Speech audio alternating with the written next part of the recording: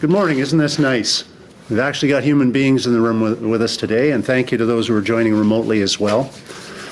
And a pleasure to have you here today.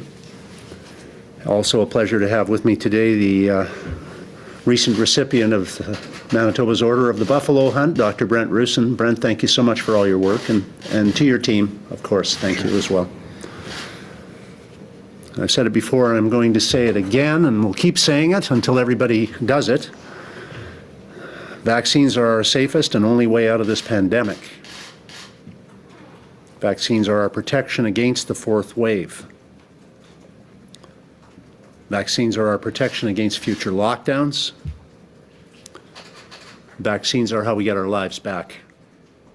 And I want to commend the hundreds of thousands of Manitobans who've participated in our truly historic vaccination efforts thus far. Thank you to you for your willingness to do your part.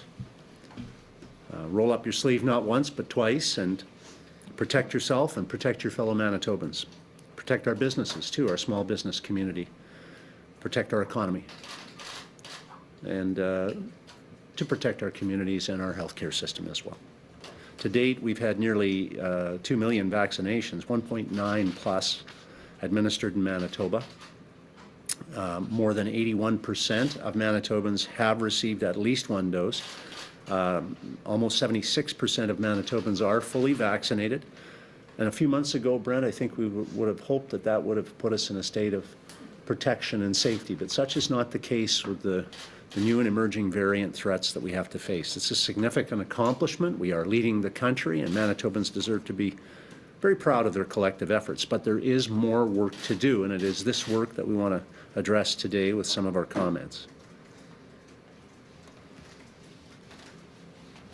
We have to understand that Manitoba is not an island. We understand right now that the COVID numbers here are very low compared to most other jurisdictions in Canada. But we've seen this before, and we are watching case counts climb in other jurisdictions around us, and we are hearing projections that are dire. Experts are saying that the fourth wave will be an even greater threat in terms of its numbers of cases than the third. We've seen this pattern before. In a general sense, Manitoba has delayed the onset of each wave, but when it has come, it has hit us intensely. And so we want to avoid a repeat. We don't need to see this rerun again. We need to get to higher ground to avoid the tsunami. And as we prepare for the fourth wave of the pandemic in the new school year, it is critical that we do everything we can to get all Manitobans who are eligible fully vaccinated and protect those who cannot get vaccinated as well, such as our young people. This is why today we're announcing that all frontline provincial employees who work with vulnerable populations must be fully immunized by October the 31st or undergo frequent COVID-19 testing. This includes healthcare providers, educational and early learning and childcare providers, public servants and agencies who work in high-risk settings, and Manitoba justice officials who work with vulnerable people and in correctional facilities. As a government, it is our expectation to lead by example. We will require all government staff in the Manitoba Legislative Assembly to follow these policies. That will include MLAs. All designated public sector workers will be required to be fully immunized and provide proof of vaccination or undergo frequent COVID-19 testing in order to ensure the safety of their workplace and the people they serve. It should go without saying, but I will say anyway, these employees work directly with and for the people of Manitoba, and there is nothing more important than protecting the safety of the people of Manitoba and the security of our communities. As an additional protection measure against the rising Delta variant and a possible fourth wave, we are also announcing today that we are requiring mandatory mask use in all indoor public places. As well, later this week, details will be provided on the expansion of the list of activities, services, and places that will only be accessible if individuals are fully vaccinated. In other words, we're strengthening the value of being vaccinated and the utility of the VaxPass in our province. Discussions are underway. Dr. Roussin will be sharing the updated details of this information later this week, before the end of this week. With that, I'll pass it over to you, Brent, and Dr. Roussin will provide more information to us. Well, thank you, Premier. I'm Brent Roussin, Manitoba's Chief Provincial Public Health Officer, and so just to start, I want to extend my thanks to you, Mr. Premier, throughout this pandemic for working with public health and listening to public health's advice and to enact measures that are there to really protect the health of Manitobans. So appreciate working with us on that. Public health has been advising Manitobans for many months now on the value of being vaccinated. It's the best way to protect yourself, those around you, and our province.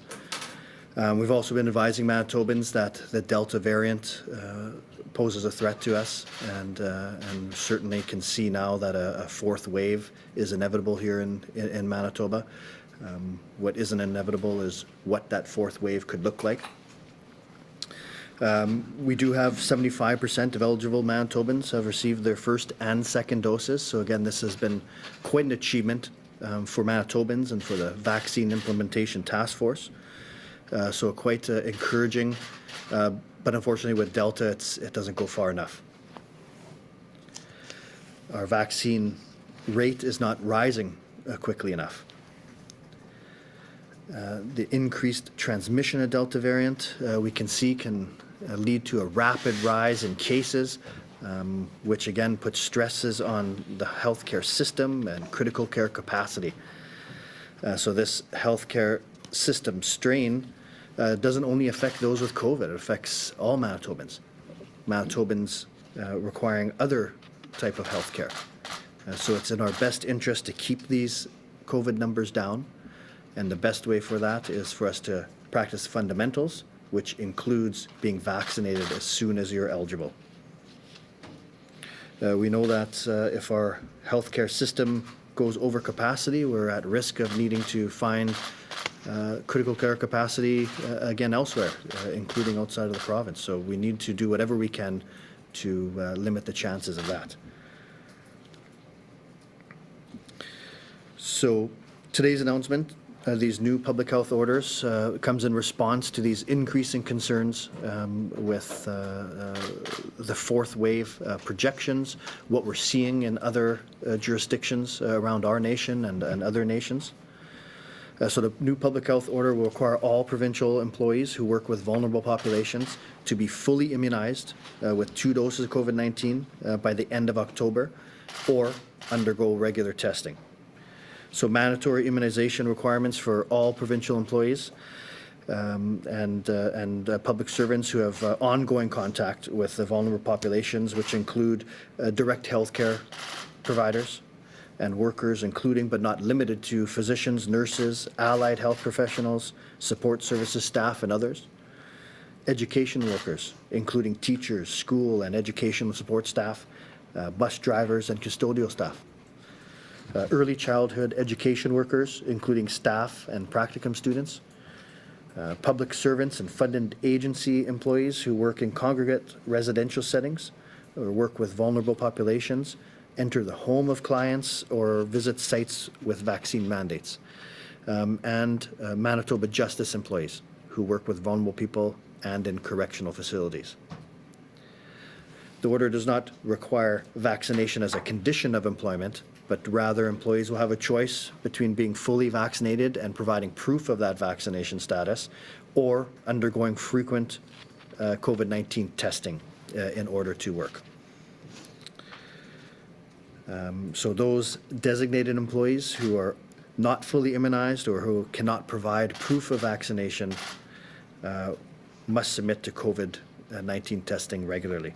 And so for a full-time employee, this could be up to 3 times per week. And along with that, a negative test result is required.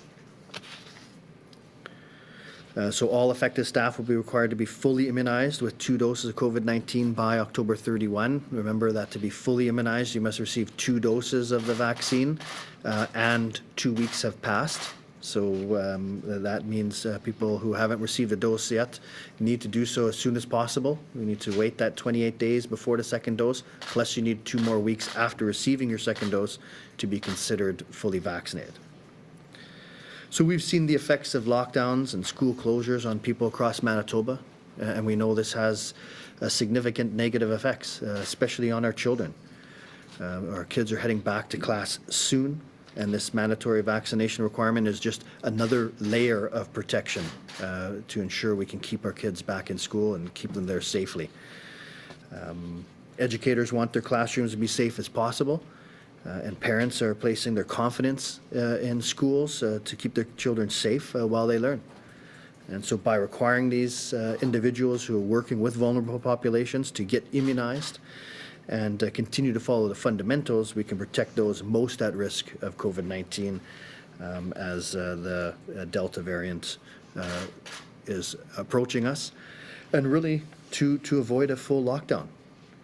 In previous waves, really the lockdown, the intense public health restrictions were really our only tool. Now we have a much better tool, and that's vaccination. So with increases in our vaccine uptake, we can do whatever we can to avoid further lockdowns.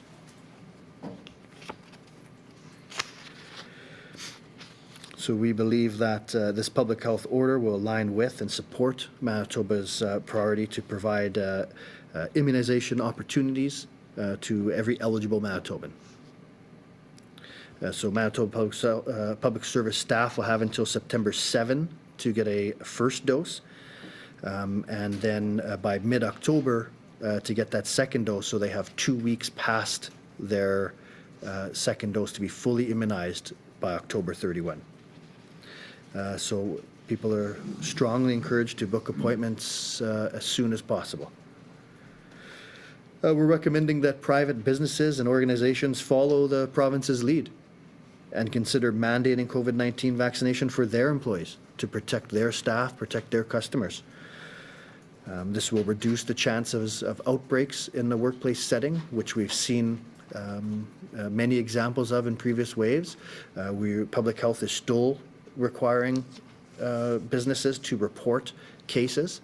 And public health will still be considering the temporary closure of businesses that have outbreaks in them.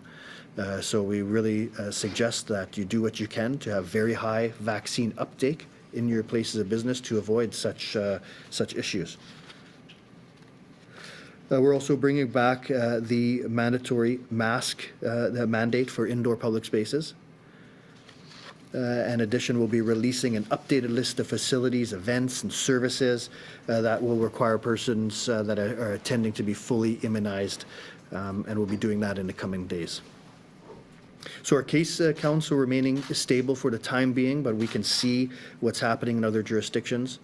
We know that that fourth wave is heading in our direction, and vaccine uptake, vaccine credentials, the fundamentals are our best way to limit the impact of that fourth wave.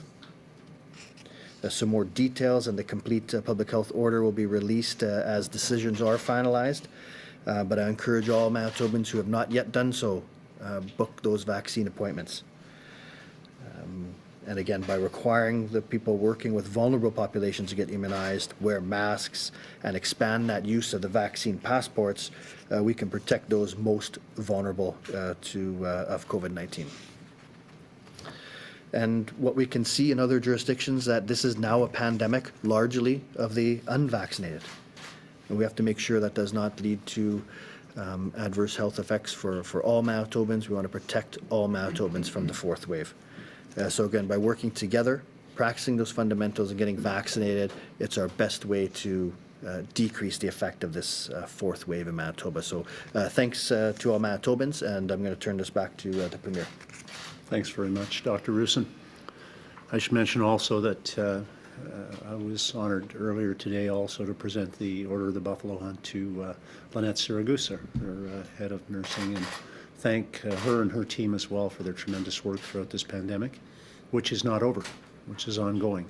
And to them and their families, to Dr. Roussin and Lynette, to their families particularly, who've taken on such onerous responsibilities. I know when they took them on, they didn't know they'd be this onerous, but we thank you for taking them on during this especially challenging time in Manitoba's history and Canada's history.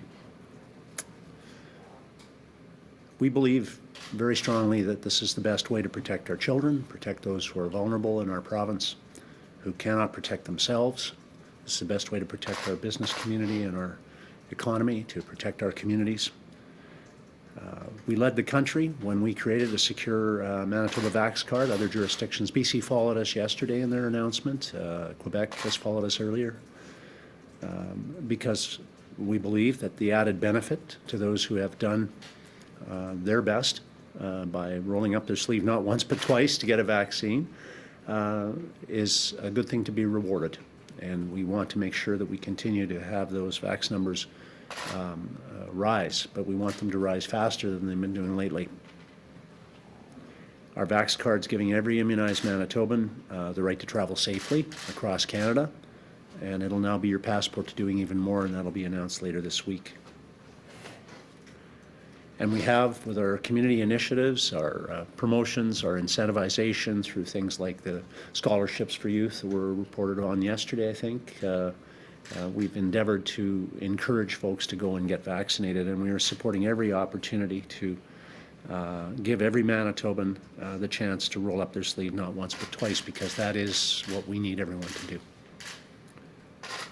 So I would say also that to all of those who have done this, who have gone and got vaccinated, remember the influence you have around you. Remember the people that are your friends and your family may not have made that choice, and you have the opportunity to encourage them, to educate, to inform, and to motivate, and that grassroots struggle is going to continue to help us.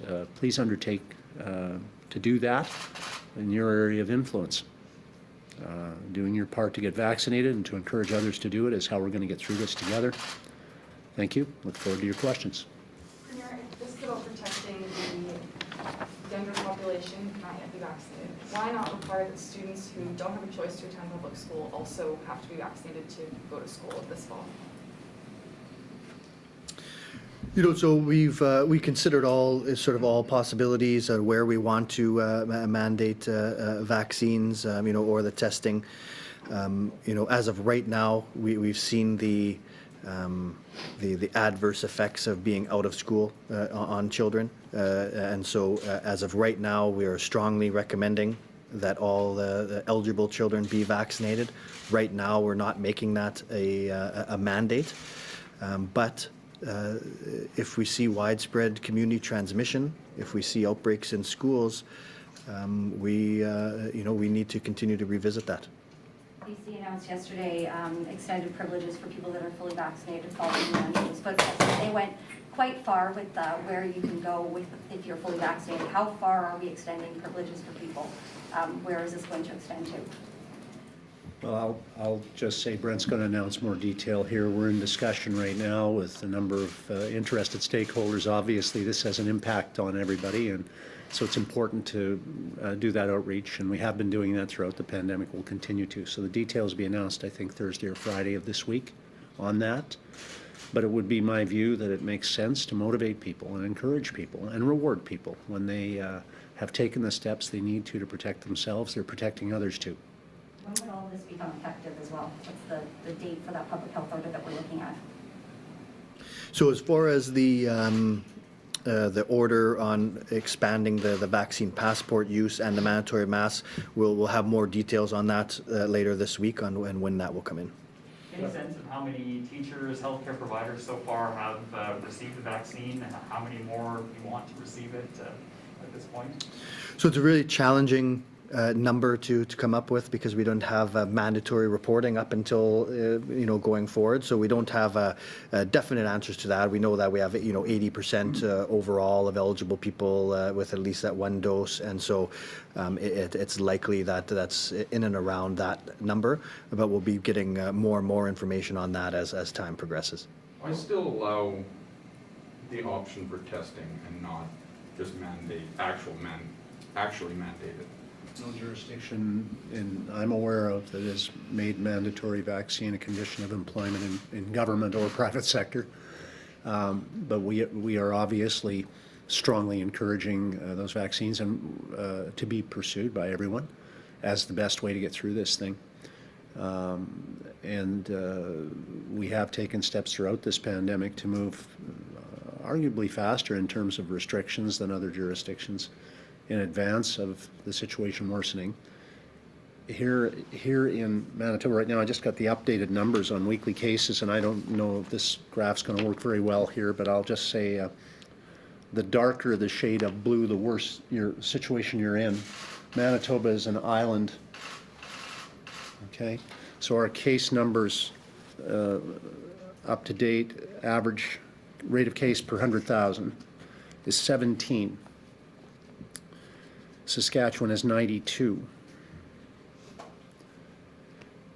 We're not taking that as a victory lap. We're taking this as an indication we're not an island. We've seen this movie before. We don't want to see it again. We were ahead of most other jurisdictions.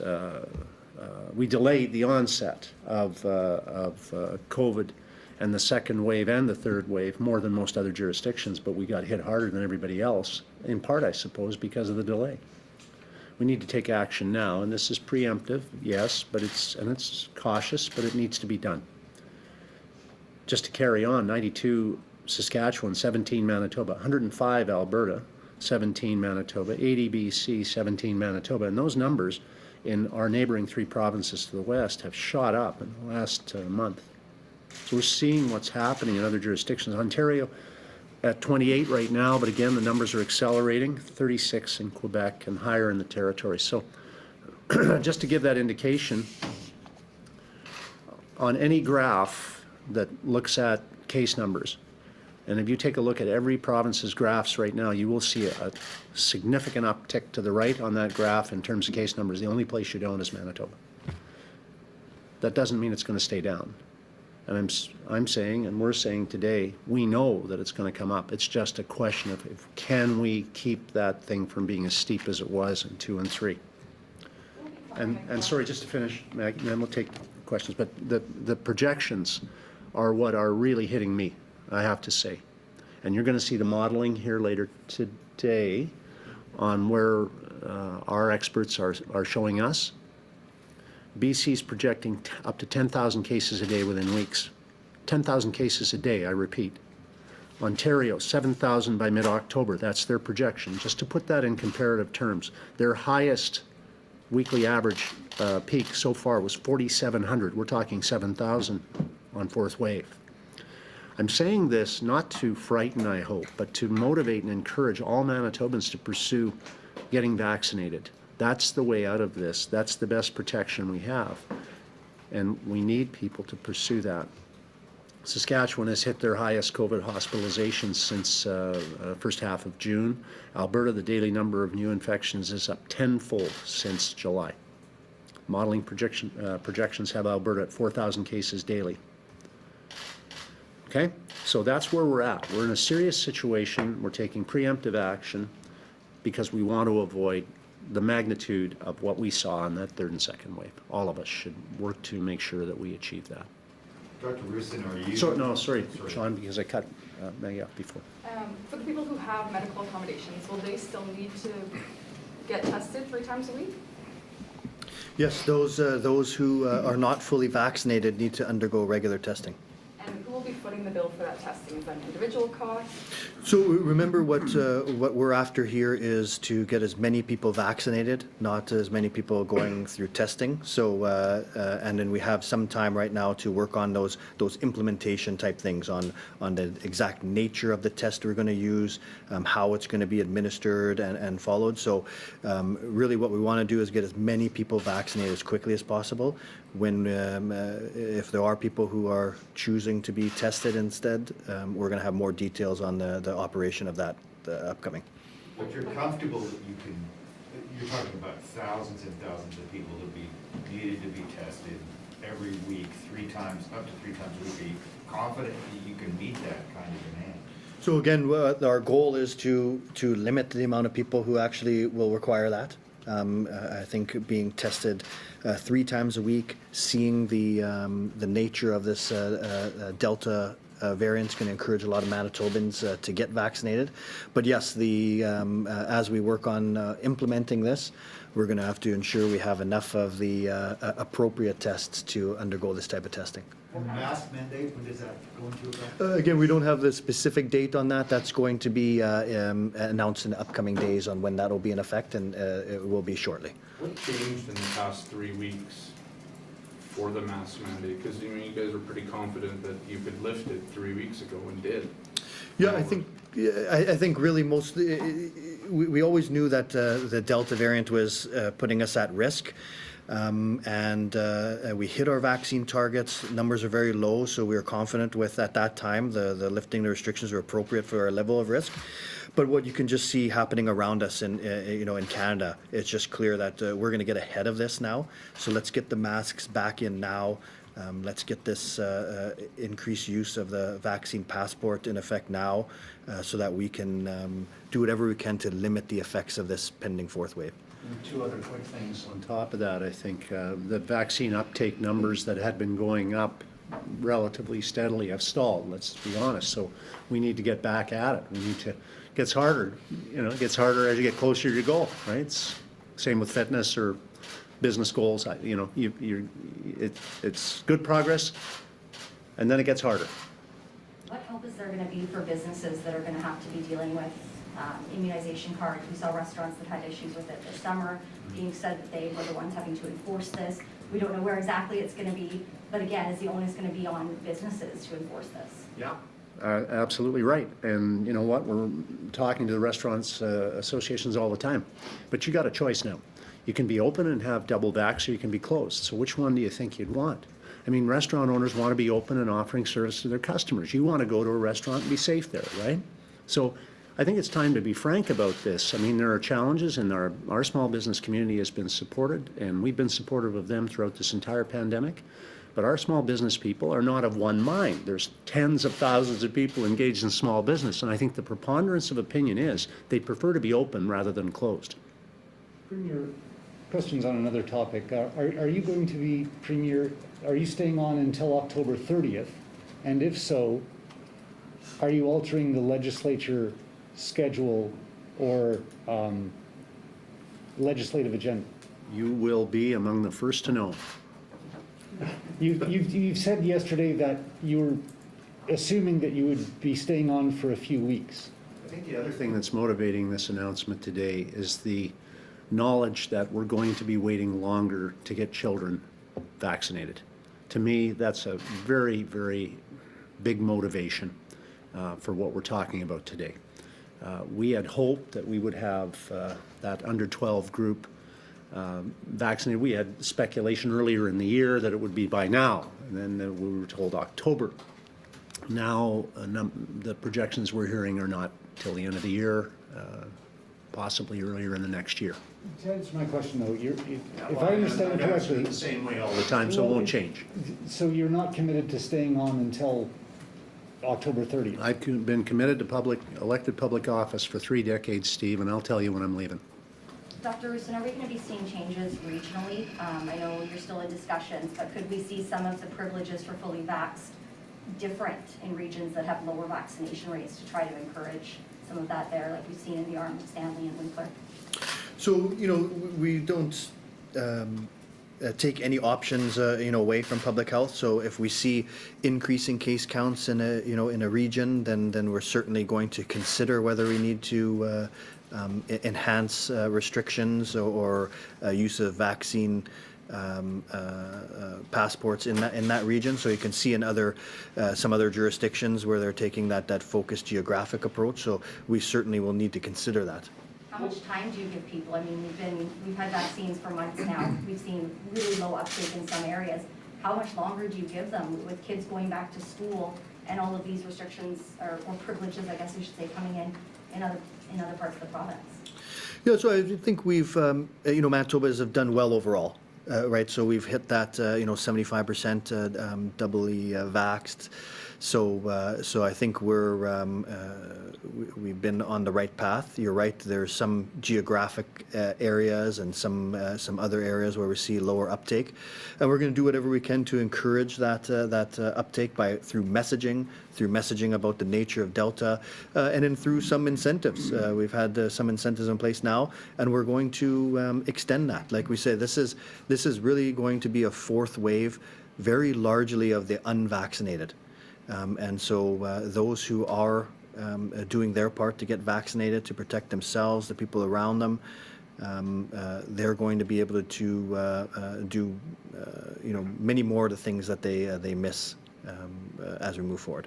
You mentioned that We're gonna jump to indoor the mask phone after mandate this, is going guys. to be changing. However, can you assure parents and teachers and school workers that the indoor mask mandate will be in place before back to school across the province? Yes.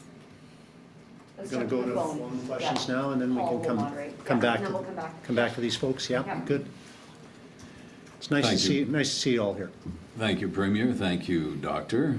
First up on the phone from the Brandon Sun, Colin. Good morning. I guess it's afternoon now. When did public health and the provincial government first start getting the sense that the fourth wave could be this dangerous?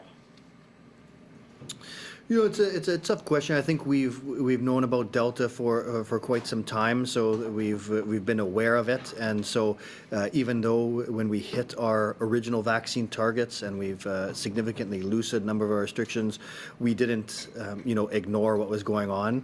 We knew that at some point it was very likely we were going to have to re-implement some form of restrictions, some form of mask mandate. So we now have very clearly confirmed what fourth waves are going to look like in other jurisdictions around Canada. So that's why we're preemptively getting ahead of things.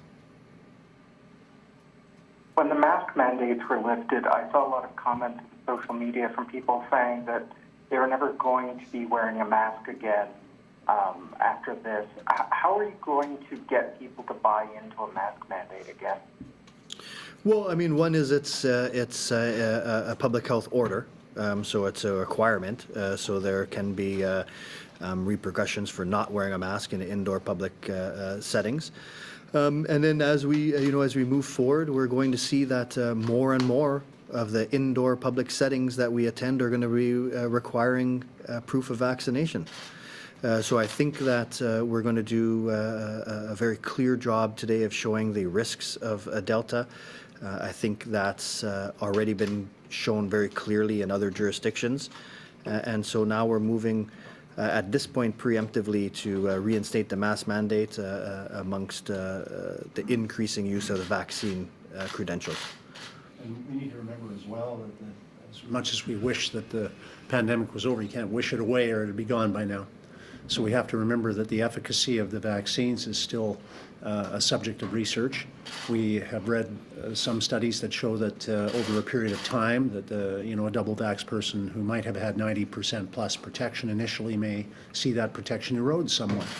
So it's wise with the pending threat of a fourth wave for us to remember to remain cautious through this period of time, because we aren't invulnerable. We could contract or give COVID without intending to, obviously, and that risk is real. So it's important to remember and prepare for the worst, hope for the best. From CBC Radio Canada, Mohammed.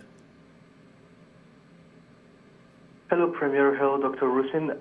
My first question would be, what is your assessment of the community outreach immunization program in South Manitoba? Is there any places where it didn't work as expected? So I think there's been a lot of work done with the vaccine task force in setting up the super sites and reaching many Manitobans very quickly, and then alongside of that with the outreach to communities that might be more vulnerable or might have more vaccine hesitancy. So again, we've seen a very a decline in the rate of vaccinations as we've gotten higher and higher, but that rate has not stopped, and that's all the hard work of the outreach teams.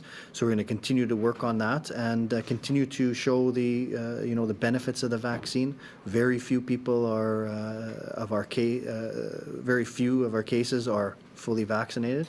Even fewer are in the hospital, and almost none are in ICU. So we're going to continue to try to get as many Manitobans vaccinated as quickly as possible to really decrease the effects of this fourth wave. Thank you. And I know that you say that you will give more details on passport vaccine later this week, but for vaccine cards, there were some issues for people who don't have a Manitoba health card, newcomers, international students. Are you tackling this issue with passport vaccine in the future? Are you thinking of that? So I think there's been work all along on that, so we're going to continue to try to work out those type of details. From City News, Mark. Good afternoon. Wondering, when we first started talking about vaccines, the idea of herd immunity was extended in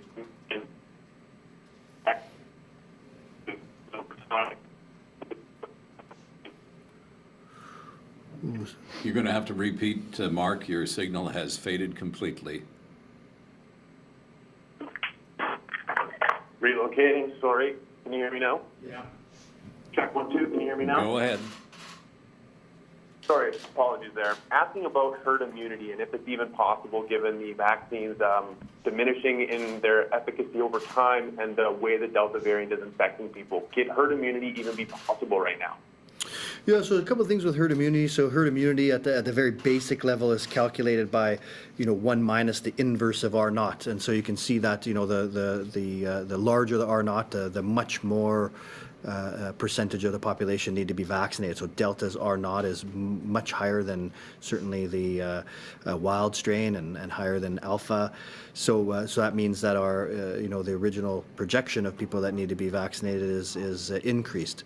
Again, those calculations of herd immunity assume even uptake throughout a population. So when you look that we have pockets of very low uptake, then it's very difficult to achieve herd immunity because you're going to still see transmission in those areas. So what we do know is that the more Manitobans that get vaccinated, the quicker, the less effect this fourth wave will have on us. Thank you. Sorry if my phone was beeping in there. Also, just curious, I'm sorry if you did answer this question, but the testing that will happen 3 times a week, is that nasal swab? Is it a different form of rapid test? What kind of COVID testing are you thinking? So this is, we've given a lot of notice to these individuals here, so we really want people to take this opportunity to get vaccinated as soon as possible. The details of how we implement it in all those different sectors will be coming out later. And our final phone reporter this afternoon from CHVN, Taylor. Hi, good afternoon. Dr. Roussin, are you anticipating gaps from healthcare workers who won't get vaccinated or tested? And if so, how many are you expecting, and how is the province going to compensate for that? So we've, certainly worked with the healthcare sector closely on the various ramifications of this. I think overall this is one of the reasons why we haven't made vaccine just a requirement for employment, that you have the opportunity to be tested, because of course our healthcare system is going to be under strain, and so we need to ensure we have our healthcare workers in place. So we do want them to be vaccinated, but if not, then that testing is that option. So numbers like that to anticipate is very difficult to know, but we'll continue to follow that real closely. Thanks. And in the third wave, a lot of Manitobans just stop following the health orders with the mentality of what they do doesn't matter. How is this going to be addressed with this upcoming fourth wave? I think it's the, however we want to frame it, that pandemic fatigue is real, and that's why when public health recommends restrictions or mandates, they are there for a reason. So it's why we loosened our restrictions when we could in August. It's why we lifted the mask mandate at that time, because at that time the level of risk allowed for it. When we re-implement restrictions, it's for a reason, and we're facing this fourth wave, and you can see the effects of this fourth wave. That's early effects of this fourth wave in other jurisdictions, and that's coming to Manitoba. So we're doing this preemptively and for very clear reasons. Thank you. We now return to our in-person reporters. Are there any plans for booster shots, given the concerns over the efficacy with Delta in some of the vaccines? So we are looking at that. We have a clinical specialty table that we work with consultants here, looking at if and when third dose boosters may be required, what the eligibility would be, and then of course we always want to hear from the National Advisory Committee on Immunization as well. For the mask mandate in schools, is it going to be for all grades? Yes. And BC yesterday said that the privileges for those who are fully vaxxed would be in place till at least January. Do you have an idea of how long, or is this going to be kind of a two-week? Yeah, I think it's hard to put a time frame to it. We're going to have to see what, how many Manitobans we get vaccinated, what our fourth wave looks like, how that translates into strains on the healthcare system. So we won't put an end stop to it, but what we can say is that this is meant to be temporary. This is a temporary measure for an extreme circumstance. Dr. Roussin, are you satisfied from what you've seen in health of the resiliency in the ICU departments across the province to manage a fourth wave? Because you alluded to it earlier, sending people out of the province. I think I heard you say that it's a possibility, but you don't want to see it again. I would suggest you had 18 months to get resiliency in ICU. If we don't get it, what's gone wrong? So anyway, have you seen that resiliency built up? Well, when we talk about, if you frame it as resiliency, then I don't have any concerns, because the people who are working there have been quite resilient, gone through quite a bit. If you're talking about capacity, then it's about staffing. It's about people that are required to staff, nurses and other people working there, and so that's very challenging to largely increase, over time. So there has been inroads in that. This question is probably better to Shared Health. They can have better details, but capacity has increased over time. But yeah, it is a challenge when we look at the strains that they've seen over the past waves and the challenges they faced. And let's be clear, we built additional capacity before this pandemic.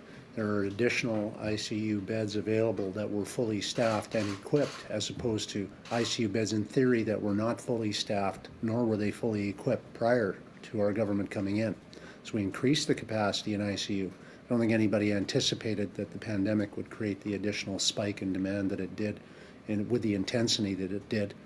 That being said, our teams have been, on an ongoing basis, have been doing everything they can to respond, and I think favorably. The people who've had treatment in our facilities, I think, are generally very, very complimentary of the care they've been receiving. I think one of you gentlemen said this is going to be a wave of the unvaccinated, if I'm not mistaken. I don't know about your travels, but the unvaccinated and who's left over that hasn't had their shots now seem to me to be among the most determined that this is not what they want to do, that 10+% of adults out there. Have you shifted gear in any way, shape, or form, or come up with a new message, or do you have something further to say to those people that appear to just they don't care what you say? Well, we've used ongoing innovative approaches. I mean, we're the first province to introduce the Vax card, the Vax pass, to offer incentivization to people who are doubtful. Sure, there'll be a group. I mean, we've read various studies and polls. Leger did one that said something to the tune of 5% of people in the last poll I saw would never take a vaccination. But that number was much higher early in the pandemic. And that number itself is a dynamic number that's come down as people have seen or know of someone who's been infected by COVID. And when you experience that, you tend to change your tune. Sadly, that's been instructive to many people and has changed their view.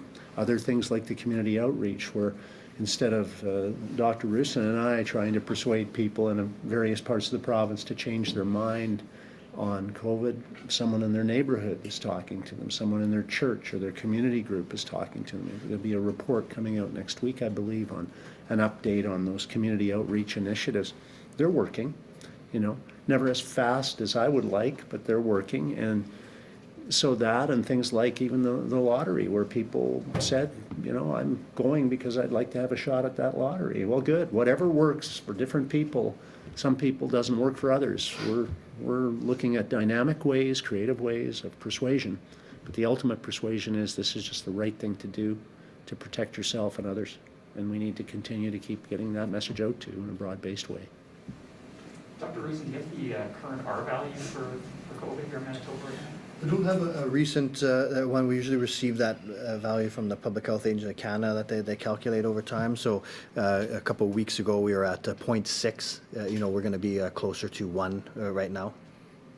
Is it too early to say whether announcements like last week from the universities, colleges that are implementing vaccine mandates, if those are having an impact on our uptake? I think it might be a little early. I haven't seen anything obvious on that, but what we're looking to see in the upcoming weeks is a significant increase in appointments booked. So we'll you know, hopefully be able to report on that. And as our post-secondary minister said yesterday, we're working with the universities, post-secondary institutions, community colleges very closely, and respecting that they are their governance rights are there and they're real, and so we're encouraging and supportive of what they're doing as well. We're partnering with them. I'm going to try one more time on a different angle on this. You've said you said yesterday that that you're leaving the future of Bill 64 and other legislation to your successor. The legislature is coming back October 6th, or is scheduled to, unless that changes. Your successor is apparently only being chosen October 30th. So it sounds like you have to make a decision before October 6th. And that's not a question. Well, what are you going to do about the start of the legislature and the legislative agenda? Well, I'll continue to do the best I can, as I always have since I've been elected. I've been honored to serve the people of Manitoba and my constituency for a long time. So I'll just give it all I got as long as I can, and then when I decide to leave, I'll let you know. And public hearing, second reading. Not an easy decision. No. Second reading on some of the bills is scheduled for the second sitting day after the resumption. And the resumption again is October 6th. That's on your watch, apparently. Yeah, if I leave, I'll miss all that exciting work. That's right. That's what makes the decision hard. Okay, thanks. Anything else, guys? Are partially funded independent schools, are they subject to the same vaccine requirements for staff? I think you know, that would be, you know, public health would be recommending that. I think it would probably have be a question for education to know the details on that. Thanks, everyone. Thanks, everyone. Nice to see you in the flesh. Thanks.